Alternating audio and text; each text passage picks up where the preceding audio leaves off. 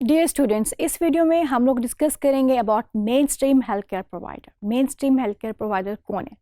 Other than doctor, जो mainstream health care providers हैं, we have nursing staff, pharmacy staff and the osteopathy peoples.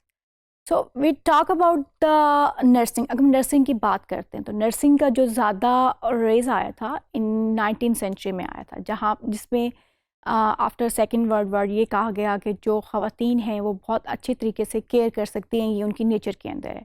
तो लोगों ने क्या किया, पहले तो घर की जो ख़वातीन थी वो उन्होंने केयर स्टार्ट करने शुरू कर दी, जो वहाँ पे डिजीज़ या इल पर्सन होता था।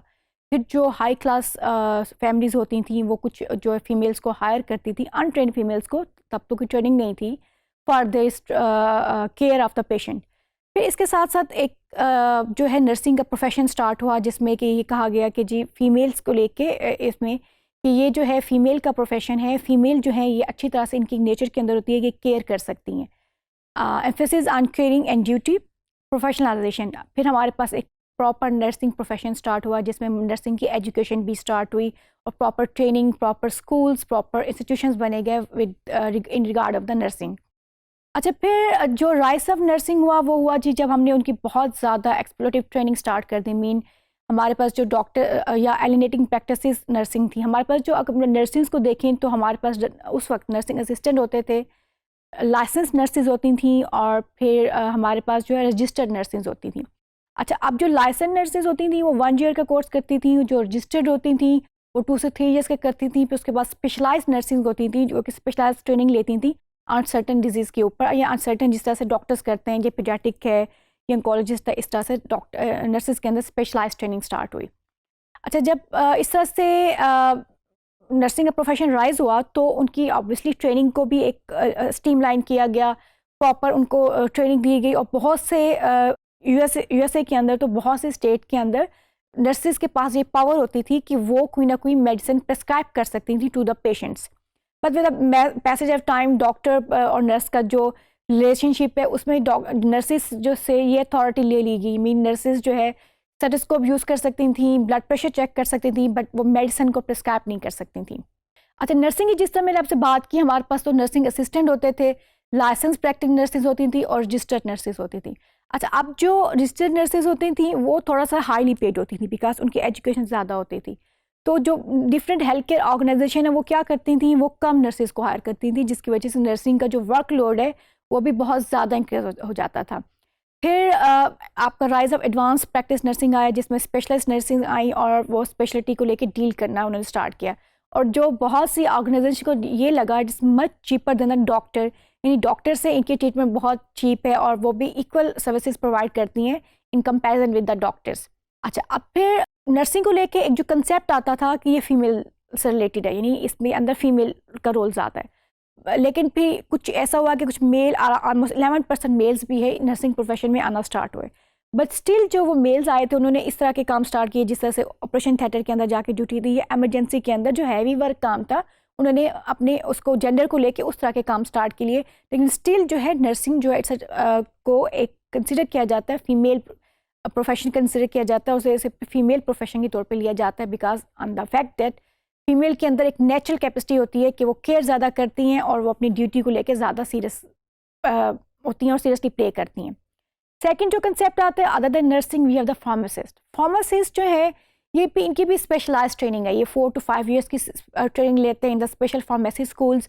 और इनका क्या काम होता है, ये डील्स विद द ड्रग्स, यानी ड्रग की लाइसेंसिंग है, इंटरेक्शन है, ड्रग के साइड इफ़ेक्ट्स हैं, ड्रग का यूजेज है, ये सारा कुछ इन फार्मासिस्ट को पता होता है। और बहुत से हॉस्पिटल्स के अंदर तो ये रूल भी है डेवलप कंट्रीज़ के अंदर कि जो डॉक्टर की प्रिस्क्राइब मेडिसिन है फार्मासिस्ट देगा, बिकॉज फार्मासिस्ट को पता है कि कितनी डोज देनी है किस पेशेंट को, किस ड्रग का किसी दूसरी ड्रग के साथ इंटरेक्शन है। तो इस चीज़ के साथ जो फार्मेसी का प्रोफेशन है वो भी काफ़ी हद तक एडवांस हुआ। And pharmacy meets a criteria that defines profession, because इसके अंदर एक क्वालिफाइड एजुकेशन है, इसका जो एंट्रेंस एग्ज़ाम है उसमें भी काफ़ी कम्पीट करना पड़ता है, और 4 to 5 years की आपको एक स्ट्रक्चर ट्रेनिंग लेनी पड़ती है।